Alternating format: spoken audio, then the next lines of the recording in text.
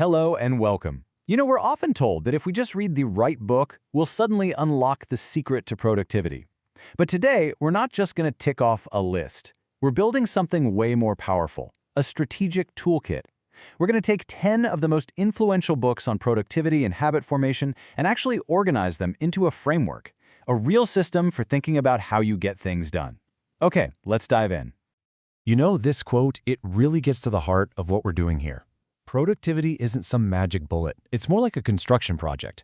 It's all about understanding the blueprints that are out there and then choosing the right materials to build a system that actually works for you. And that idea that productivity is a skill you can hone, not some talent you're born with, well, that's the foundation for everything we're about to cover. And let's be honest, the need for this skill has never been greater. Take a look at this. A LinkedIn study found that nearly 3/4 of professionals feel overwhelmed by their work. It's the great paradox of our time, isn't it? We have more tools, more apps, more information than ever before, and yet we feel more scattered and less in control. This isn't a personal failing, it's a systemic problem, and it requires a strategic solution. So, here's our roadmap for building that solution. First, we'll quickly frame the problem itself. Then, we'll build our toolkit in 3 distinct parts. Part 1 is about finding your why, the big picture principles. Part 2 is building your how, the science of actually making it happen. And Part 3 is about winning your now, the tactics for daily execution. And then finally, we'll talk about the single most important part, your first step. The core challenge we all face is this kind of opportunity overload. Every single email, every notification, every new project, it all feels urgent. So we're constantly reacting, bouncing from one shallow task to another, and we end up mistaking all that activity for actual progress. The real goal isn't to do more things, but to do more of the right things. And that requires a plan. So, how do we even start building that plan? Well, our first set of tools is all about strategy and philosophy. Before you can optimize your day, you have to know what your day is even for. This section is all about zooming out, defining your mission, and ruthlessly filtering out the noise to focus on what is truly essential. And we have to start with the classic, Stephen Covey's The 7 Habits of Highly Effective People.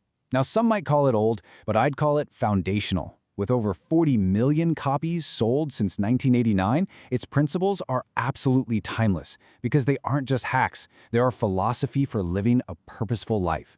It teaches us to lead our own lives instead of just managing our time. These foundational books build our why on a few really powerful ideas. Covey gives us begin with the end in mind, basically define your destination before you start the journey, and put first things first, prioritized based on what's important, not just what's urgent. Then Greg McKeown's essentialism comes along and modernizes this with the disciplined pursuit of less, arguing we should actively eliminate the non-essential to go big on what truly matters. It's a powerful pairing. Define your purpose, then cut away everything that doesn't serve it. This brings us to the ultimate tool for finding your why. This focusing question from Gary Keller's The One Thing is basically prioritization on steroids. It forces you to identify the single most impactful action, the one domino that, if you knock it over, will topple all the others. Answering this question, whether it's for your year, your week, or even just your day, is the absolute essence of strategic thinking. Okay, so you've defined your why. You know it's important. Now for the big question, how do you actually execute on it consistently? This brings us to part 2 of our toolkit, the mechanics. This is where we shift from philosophy to the practical science of building systems and habits that make progress pretty much inevitable. The bedrock of modern habit science was really laid out in Charles Duhigg's The Power of Habit. He's the one who introduced us all to the habit loop. It's a simple but incredibly powerful model. A cue triggers a routine, which leads to a reward. Understanding this loop is like getting the schematic for your own brain. It shows you exactly where you need to intervene to break a bad habit or engineer a new one. See, it's not about willpower. It's about deconstruction and reconstruction. And building on that core loop, 2 brilliant approaches have emerged. On one hand, you've got James Clear's Atomic Habits, which is all about systematic 1% improvements. It's kind of like an engineer's approach. Optimize the cues, make the routine attractive, and make sure the reward is satisfying. On the other hand, you've got BJ Fogg's Tiny Habits. His focus is much more on psychology. Make the habit so ridiculously easy you can't say no, like literally flossing just one tooth, and then celebrate that tiny success. One is about systems, the other is about emotions. But both are incredibly effective paths to the same destination. But building a habit is only half the battle, right? What about finishing what you start? This is where so many of us fall down. I mean, look at this data on New Year's resolutions. A staggering 92% fail.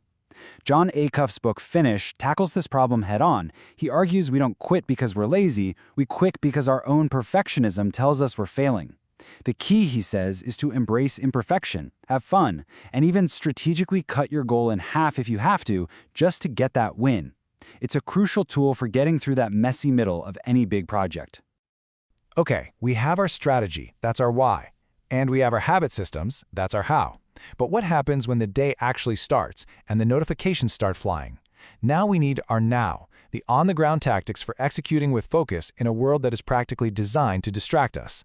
This final part of the toolkit is all about winning the daily battle for your attention.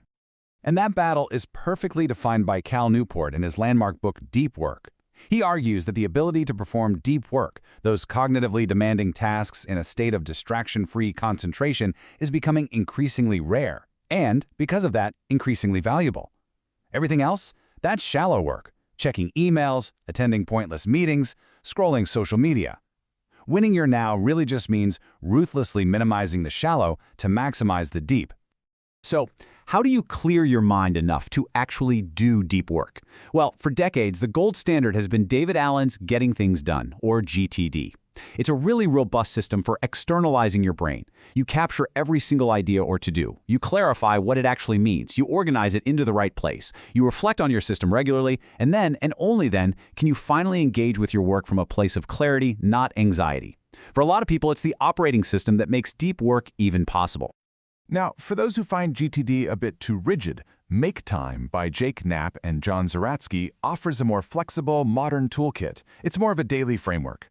You start by choosing one highlight for the day, your single most important task. Then you enter laser mode, using specific tactics to eliminate distractions. You also focus on energizing your body and brain. And finally, you reflect at the end of the day to see what worked. It's just a nimble, adaptable approach to winning each day. So we've covered a lot of ground here. We've looked at philosophy, habit science, and daily tactics. But look, the goal was never to suggest you read and master all 10 of these books at once. No way. The goal was to assemble a conceptual toolkit so you can diagnose your own challenges and pick the right tool for the job. This brings our entire toolkit together into one clear framework. It all really boils down to these 3 layers. First, find your why, using the principles of Covey, McCown, and Keller. If you feel lost or directionless, this is where you start. Second, build your how, with the science from Duhigg, Clear, and Fogg. If you know what to do but just can't seem to do it consistently, this is your starting point. And third, win your now, with the tactics of Newport, Allen, and Knapp. If you're just constantly distracted, start right here. So what's the real takeaway from all this? Don't get overwhelmed by the options. The path to progress isn't about finding some single perfect system that solves everything. It's about taking one idea from one of these books and just putting it into practice. Start small, make one tiny change, get one small win. That's how real, lasting change is actually built. And that brings us to the end. I want to leave you with a question that really brings our entire toolkit together. It's kind of a blend of the one thing and atomic habits. What is the one small habit you can begin today, not tomorrow, but today, that will act as that first domino, making everything else in your personal or professional life just a little bit easier? The answer to that question? That's your first step. Thank you for watching.